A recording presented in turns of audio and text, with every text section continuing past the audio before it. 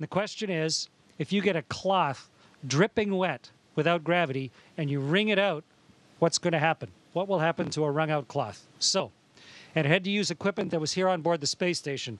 We may have the coolest washcloths ever here on the space station. I'm going to show you. Here's one of our washcloths. And it's compacted.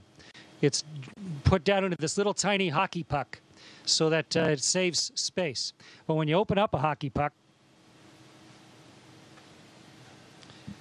and you pull out your washcloth, this is the one I'm going to use for the experiment today.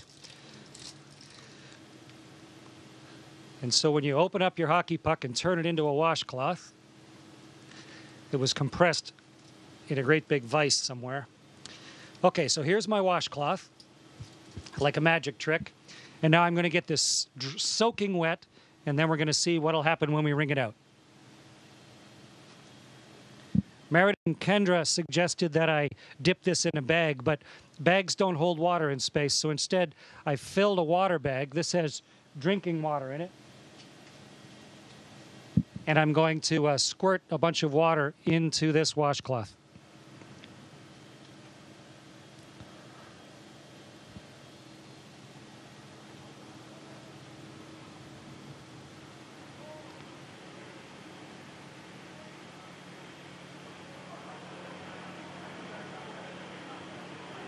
Okay, so here's a soaking wet washcloth. Get the microphone so you can hear me while I'm talking. And now let's start wringing it out. It's really wet.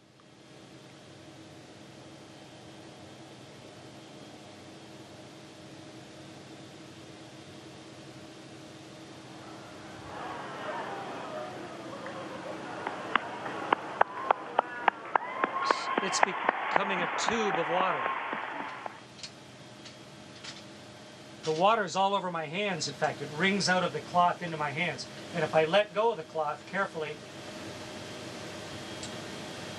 the water sort of has it stick to my hand. Okay, so the experiment worked beautifully. And the answer to the question is the water squeezes out of the cloth, and then because of the surface tension of the water, it actually runs along the surface of the cloth and then up into my hand, almost like you had Jell-O on your hands or gel on your hand, and it'll just stay there.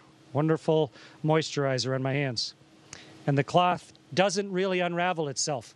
It just stays there floating like a dog's chew toy, soaking wet.